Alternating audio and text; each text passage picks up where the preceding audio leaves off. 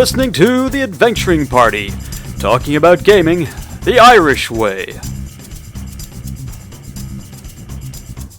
Welcome to the party. Well, it's just you and me, dear listener, and a big old box of bits. Well, that's not entirely true. I'm also rattling some fast-reduced ice cubes around, and a little something I like to call Jameson Crested, otherwise known to you old-timers as Crested 10. Pretty fine Irish whiskey, if I do say so, and one of my personal favourites. Bottoms up. Beats the hell out of sniffing glue. Now, you're probably wondering,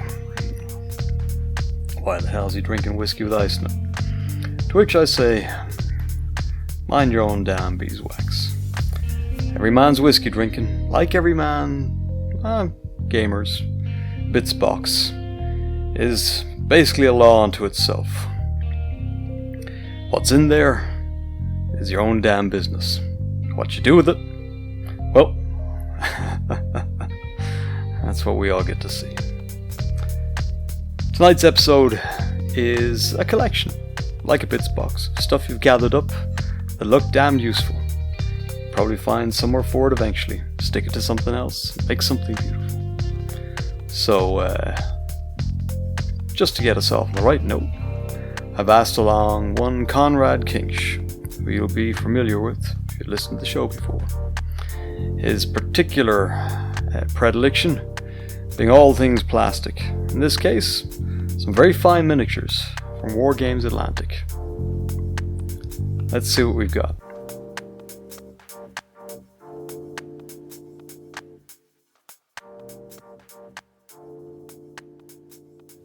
Okay, right, Conrad. Anyone here called It's okay, that guy with the mustache and the pipe. Suspiciously does look like bubbles coming out of it. Conrad, what are we here to talk about?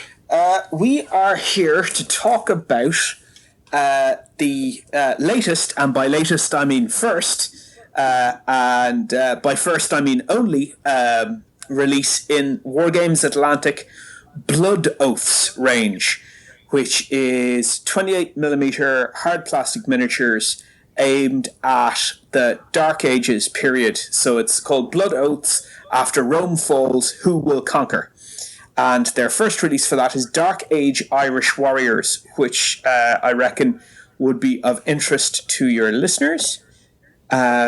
For your money, what you get in the box is 40 figures in total. That's 5 sprues, of which is 30 warriors that you can assemble in a variety of ways, and 10 war dogs, which are Irish wolfhounds, which actually look pretty good. Yeah, they're not a bad sculpt of an Irish wolfhound. I think is there 2 poses? There are 2 poses. Yeah.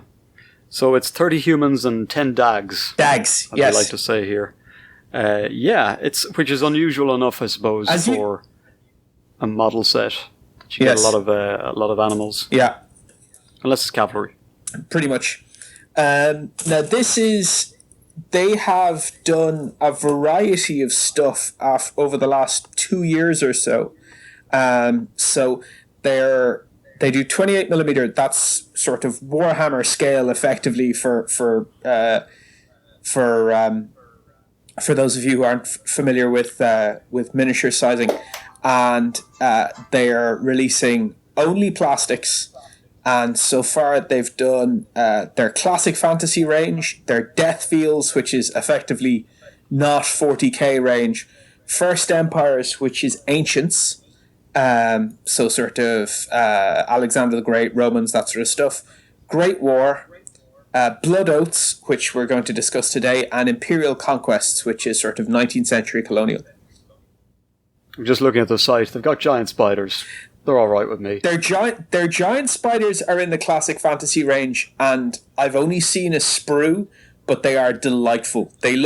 Firstly, they look fantastic, and secondly, they've included a number of different options so that you can put them together as classic fantasy giant spiders, or you could. There's a bunch of science fiction gubbins that you can attach to them, so that they're sort of spider aliens, bug hunt stuff, and in addition, they haven't released them yet, but they have done some sneak peeks that they've released. They are going to do a box of goblin infantry that will include legs, so you can use them as spider riders. Oh, lovely. I'm just clicking through I'm obviously this is a tangent. Yeah. Just clicking through, I found a picture of a spider with a gun. So that's made my day. Yep. Now you say 28mm, but Conrad, I measured one of these guys against my old Karen the Betrayer, and he only comes up to his belly button. What gives? Well, GW Games Workshop figures are somewhat oversized, and you'll also these figures don't come. They come with an integral base, but they don't come with a slotted base, or you will probably want to base these. Pudding base, as it were, but of a regular size by the looks of it. Yes. So you'll probably want to put them on something if you're using them. So you get a bunch of shields. You get a lot of different weaponry options. Although I have seen it said elsewhere about the sets from these guys that they tend to be a little light on missile troop options in their boxes. I think you'll get one sling on a sprue. Yeah, just doing a run through the contents of the sprue. You get some armored and unarmored bodies. In fact, I think there's only. In fact, I don't think any of them are wearing armor. Now that I look at it, sturdy tunic. Yeah, it's a sturdy tunic. You get a mix of about 10 heads, a lot of different spears. A few sort of short Celtic-style swords, two, not one, but count them, two proper old-school shillelaghs, a guy with a hunting horn, some axes, and a sling. I think there's only one sling and one guy with javelins on the... Now, for any of you who are listening along at home, which I hope is everybody, because this is a very hard podcast to do in Braille, a shillelagh is a traditional Irish weapon, usually fashioned from the root of a briar, I believe. And it tends to be, amounts to a knobbly, a sort of a big old knobbly club with a great big bulbous head. I'll bow to your superior knowledge on that one. Well, it's not a bloody musical instrument, is it? No, it isn't. Unless percussion is your thing. Yes. Shillelaghs are a kind of a uniquely Irish melee weapon, but could best be described as something that was dug out of the ground, given a bit of spit and polish, and then applied to the nearest enemy. So, we've all learned something today. And I see a few capes. Yes, you've two capes, you've a variety, you've got sort of small Bronze Age style bucklers, then you've got bigger Viking style shields, and one oval shield, which there's two different sets of bucklers. Yep. And there is one sort of fancy shield with that kind of Latine, quite sort of nice flowing decoration on top of it. So obviously a sort of a worked metal shield with kind of Latine circular and forms, and as detailed as you probably need at this scale. Absolutely. And then the other shields have the back of them is the wooden board, isn't it? Yeah. And then the front facing piece would have probably painted. Yeah. Right. The heads are quite good. The heads are all proportionate to the bodies, which are sort of regular human proportions. Nothing quite too exaggerated here. No. But they are very shouty men that might be sort of best described as extras on Vikings. Yes. TV show. That would say. Now, this particular set is aimed, I think, Saga players, which is a skirmish, a very popular skirmish game set during the Dark Ages for sort of Vikings, early Normans, that sort of stuff. So these guys, they reckon, depending on how you put them together, are good from the 6th century till about the 11th century. So you could do Fall of Rome to the Norman Conquest with these lads. It was a period of Irish history where the arms race was essentially sort of slightly bigger stick. Yes. Or a slightly sharper sword. So, yeah, as you say, not a lot changed, and these guys will stand in as a rank and file in almost anything within, 400 years? Yeah. Brilliant. Actually, touching 600 years, actually, now that I think of it. Cool. Plenty of versatility. And, of course, if you want an angry mob for tabletop role-playing games, these guys aren't bad either. They could stand in without any overtly sort of militaristic elements to the models themselves, equipped with a few hand weapons, and they're kind of a mob of angry villagers, and they're angry dogs. Yes, actually, now that I look at it, we missed a important missile weapon in that there's one guy throwing a rock, and there's another guy pointing. Yeah, which is possibly the most dangerous weapon of all. Yes. When used to direct a mob. Yep. The guy who points and says, "It was them what done it." Yep. A couple of skulls and things. There's nice little decorative elements. Sheaths and knives and things can be attached to belts. Overall, how would you rate this? You've seen a lot more plastic men than I have in your time. What do you make of it as a set? I think it's a very good set. I got mine from North Star for £25. And most, I think the company are selling them on their website for $34.95. And for your money, you're getting 40 figures. So in terms of if you're talking in quid, that's less than £1 a figure. They're nice, they're clean, they go together easily. I banged 5 or 6 of them together with they stick with normal liquid poly very easily, and they went together nicely. I've done a bit of mucking around just with other similar kits, and I can testify that they go together well with other figures carried by North Star. So the Frostgrave range they work with, and I tried one with an arm from one of the Norman sets by Conquest Games, and that looked fine as well. So they've a combination of sort of ball and socket and just flat areas to join limbs together. So even a little bit of work with a knife will get you a variety of ways to put these guys together. The poses are largely static, but they're fixed but not static. All of these gentlemen are evidently agitated and in movement. They're charging about, throwing spears, yelling their heads off, setting the dogs on you. I'm damned if I know what I'm going to do with them, but I was so pleased just to see some Irish figures on the market that I picked them up. Actually, I was just thinking, if you wanted to use these later, you could probably use these as Kern, which are sort of the classic Irish light infantry of the 13th, 14th, 15th, 16th century. Absolutely no problem. You would probably need to buy the heavier guys, like the gallow glasses, in metal, as I don't think anybody does them in plastic.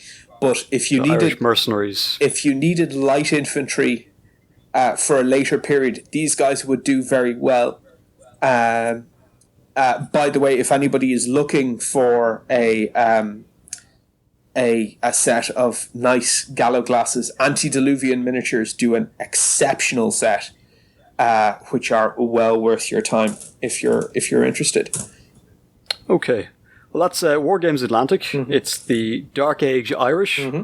That's 40 miniatures, 30 angry men, and 10 dogs in a box for roughly 30, 40, depending on your local currency. Depending on where you buy them. So £25 sterling or $35 American. And I haven't seen them priced in euro yet, but I'm sure that someone is carrying them.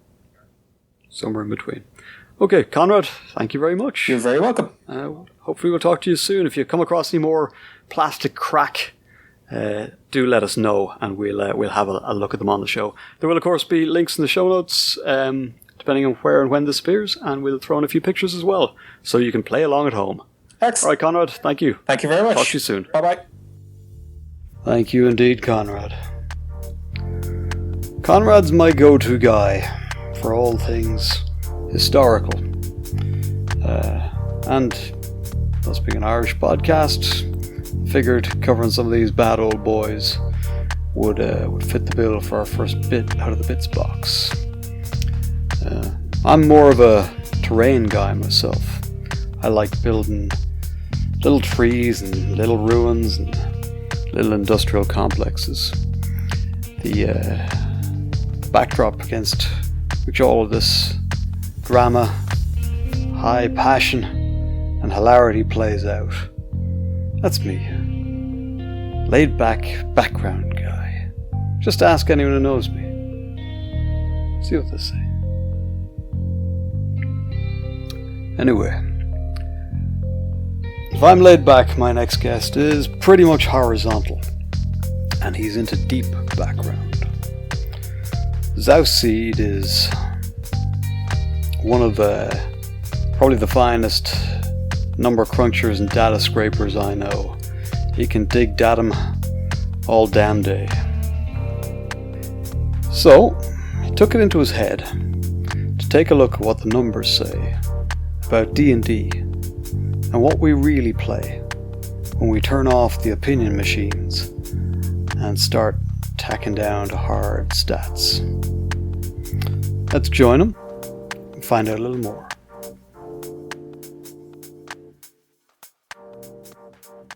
Okay, we're opinionated guys and gals here on the Adventuring Party. I'm sure you, dear listener, would hold that to be fairly self-evident and true. But some of our listeners, including some of the great folk we have over on our Discord, are not satisfied with simply trusting their gut or indeed listening to us dribble on about what is the greatest RPG or any other sort of topic like that. I'm joined now by one such intrepid explorer in the field of facts and figures, Xaosseed, who many of you might recognize the handle, Xaosseed. Xaosseed has been with the Discord for quite a while now, and we've got some history, isn't that? Is that fair to say? We may have known each one another for a while, yes. Yes, indeed. We'll save those stories for another time. Today it's about hard facts. Datum. Datas? Dates? Data. Data. Many data. I see. And I'm sure if I've got that wrong, Dr. Evidence will be along to put me right. So the data in question, D&D. Yeah. So, I mean, this all kicked off, people may have seen from a while ago, there was 538, Nate Silver's famous statistics site, did a bit of how rare is your D&D character. And he did a great breakdown that was like by race, by class. And I had a thought of, this is back in 2017, let's see how this has evolved to the current day. And what I was particularly curious about at the time was, has 5e got a different look and behavior pattern to what I used to play back in the day, which was 3.5. Right. And Nate and the boys and gals over at 538, where were they pulling their numbers from? So they had the inside track with raw data straight out of D&D Beyond. Okay. And this D&D Beyond also dumped a couple of screenshots in one of their dev diaries recently that gave us a bit more of a recent snapshot. But you've put your finger on the key point of all of this, is that it is hard to find big representative sets of data that talk about this. You can find like 100 to 150 answers on a poll on a forum, no problem at all. But, big stuff representing what's supposed to be a population of, they're saying, millions of players, that's tricky to find. Yeah, where are the numbers? So you, with the quest in mind, you went digging, didn't you? Yeah. So what did you find? I've found there's a couple of things out there. 3 sources, one of which is this 2 time slices on D&D Beyond from 538 and what they put up in their dev diary. There's an app from a guy on GitHub, and there is a French app as well, who are all generating large data sets, like thousands of data points. And then on top of this, then there's lots and lots of forum polling on Giant in the Playground, Redis. There's a couple of theses that are out there, and other bits and pieces. These are smaller, but this is like it. So it's giving kind of like a time slice through 2017 up to 2020. So really, the past 4 years, we've gotten like really intense amounts of data. But I'm finding going back further than that is proving tricky. And so just to sort of put some of this and your own interests and expertise in context, I've often been accused of maybe talking at the top of my head. I might say to someone, "Listen, I think I've discovered a new way to chew gum," and they'll say, "Savage, that's ridiculous. That's not gum. That's some tree bark. Go away." But you're actually you are effectively someone who does work with big data sets for your day job. You're a data analyst by trade. Would that be a fair characterization? It's a hat I wear that people pay me to get things right on large data sets. Yes. Have you ever discovered any new ways to chew gum? Mostly I found it's not that people aren't chewing their gum correctly. It's that they've forgotten there's another 10,000 packets of gum in the cupboard. No one can be good at everything. Okay, we'll leave that aside and move on.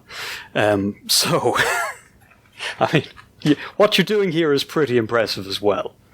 And what Xaosseed has done for us folks, he's put together a little mini presentation, which we'll be posting with this segment, wherever it shows up, which is, first of all, I have to commend you on your color choices. But secondly, I have to say it all looks very complicated. Can you take us through some of this? Okay, so this is raw product, right, and that we could probably clean up. But if people want to see like the first cut at this, first is the... I think it's fascinating. N-World, and compiled what are the top 5 RPGs, and I just updated that through to today. And mainly, this is telling us, again, this is not a gigantic revelation, but Dungeons and Dragons is back absolutely at the top of the heap after a bit of a blip in the 2012-2013 timeline where Pathfinder took away its crown. But what's come out in this spring 2020 latest report is that Dungeons and Dragons is at the top, Pathfinder's at the number 2 place, 5e compatible but not official D&D is at the 3rd spot. So you have like the top 3 things that are dominating TTRPG retail at present are Dungeons and Dragons derived. Yeah, stuff. Some flavor. If you're a Mercerite or a optimization freak, some sort of D&D is probably what you're playing at the moment. Yeah. Okay, exactly. And you did look at some other stuff, cyberpunk, sci-fi stuff. This is reporting what they're coming back with. Like the number 4 today is Starfinder, and that's right. Pathfinder in space. So again, a similar system. And then the one behind that is Cyberpunk, which not shocking given the big, there are some trends here we can see. But I mean, fads and trends aside, the big gorillas are those 3 things that sit at the top. So you've split it up. You've looked at where the high activity is on Roll20. You've done something else that's interesting. You've tracked some of this stuff over time. You mentioned 2012, 2013 as a flex point. Yeah. So 2012, 2013, looking at the responses of what are the top RPGs in the retail space. So this is very much drawing on the data from this outfit called ICV2. Who talk to game stores in America. I'm not sure if it's the continent and so includes Canada or it's just the US of A. But they're talking to these people. They're asking them regularly, what are your big sellers? And so this is reflecting what the people pushing the product out the door are seeing on the ground on a more or less a quarter by quarter basis. That's like the long-term trend. It was Dungeons and Dragons. Before 2012, 2013, you were seeing World of Darkness. You were seeing a bit more Shadowrun, things like Mutants and Masterminds. Then D&D sort of came off its perch. Pathfinder just took the crown from about the top spot from mid 2011 up to nearly 2014, until at that point D&D came back and Pathfinder has faded into sort of the number 2 spot, and it's stayed there. So we're seeing like those kind of like high fantasy sword and sorcery seems to be still the big gorillas in the room. It's what the people want. And that's what it seems to be. And then if we look at like looking to Roll20 to say, okay, fine, that's what people are buying, but what are people playing? Yes, so we've kind of buried the lead here, haven't we? Because you've discovered something that kind of sticks out of the numbers. And this is why you kind of threw this stuff on the table and said, look, there's something here. Yeah. Do you want to outline what you're kind of finding? So the one, I think it's not shocking to anybody to say D&D is a big, it's big at the moment. Fine. But there seems to be something going on where the general players are not the people talking about the game. That there is the population who is actually playing the game, using the apps to generate characters, turning up in D&D Beyond and using the digital tools. And then there's the people who respond to surveys in the forums, the people who are talking about the game.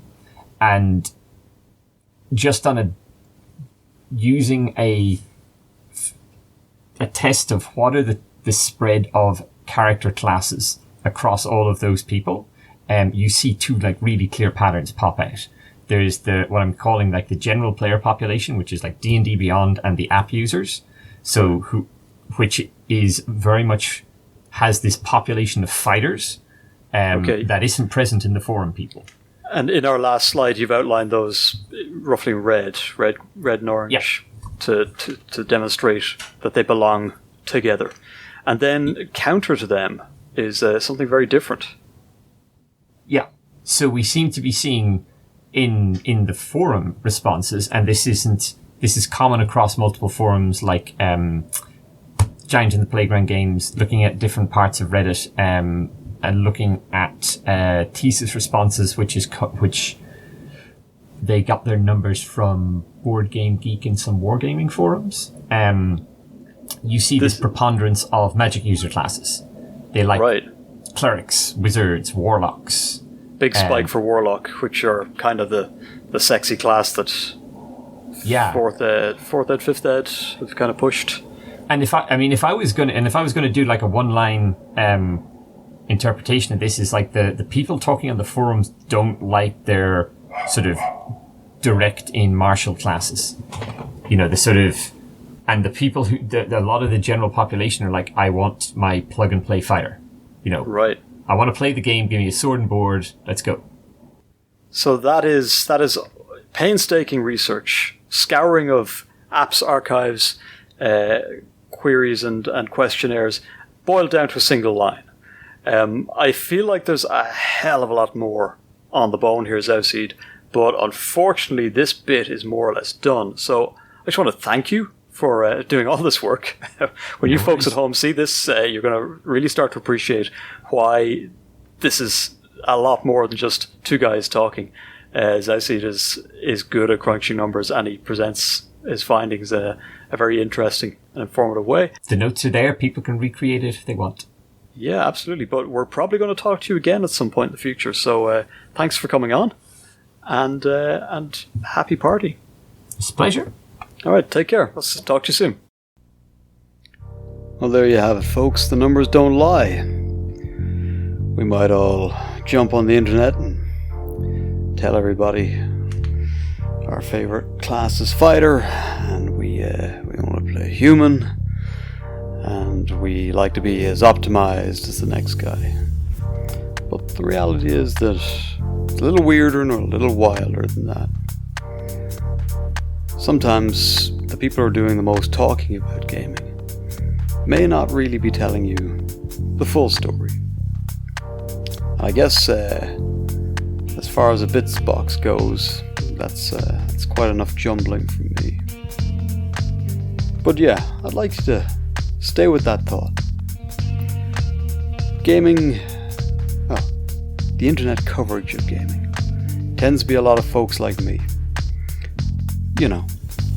Opinionated blowhards. But there's an awful lot of other gamers out there. I'll never forget a story a friend of mine told me a few years back. To truly appreciate the impact this story had on me, you've got to appreciate that Ireland is not a very big country. In fact, it'll fit in some large water features that sit inside of other countries. You know, something you could just row across if you took a mind to. So this friend of mine anyways, himself and his wife are touring the country, travelling around, just seeing the sights.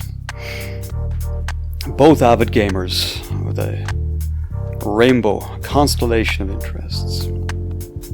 They've both been involved in various conventions and community groups. They'd set up their own gaming groups, all sorts of things.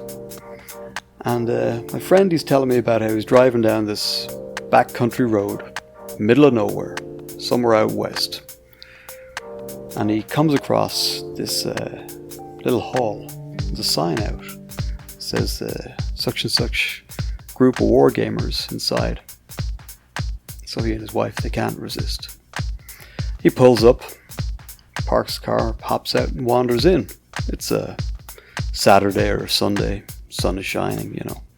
Sticks his head into this hall out in the middle of nowhere. Little one post office, two pub town. And what does he find?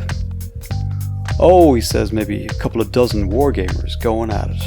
Tables out, green felt down, little hills and trees, and all the drama that entails.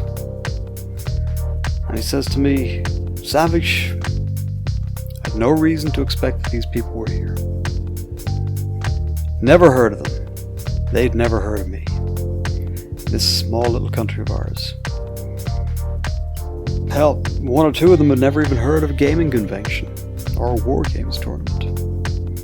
They were just this little isolated pocket, playing away. No cares in the world, no attention paid to the meta global conversation. Just gaming with their friends. Their own rivalries, their own ups and downs, trials, tribulations, villains and heroes. Now, that struck a chord with me. Because really, that's all of us. We game with the people closest to us. Sometimes the people most like us. But that doesn't mean we're the only people who game. There are others out there, undiscovered, totally unlike us, but brought together by the hobby. And even if you landed without any other touchstone, and you found another gamer in another place, in another time, you'd have that common thread between you.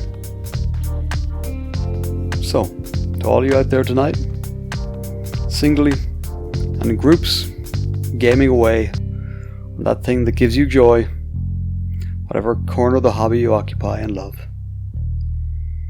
I wish you a good night. Glass is empty. I'm finished rummaging in my bits box for now. So, this party's over.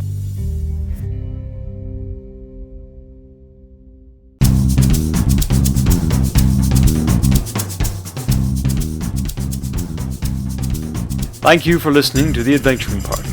If you'd like to leave us a voicemail, you can head on over to SpeakPipe and drop us a line. Or you can join us on our Discord server, where we keep the party going after hours. Otherwise, you can find us on Facebook, YouTube, Spotify, or Twitter, or you can email the hosts at party@theadventuringparty.net.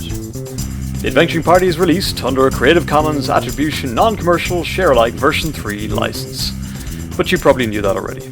We hope you enjoyed the episode, and look forward to seeing you back here next week. Goodbye.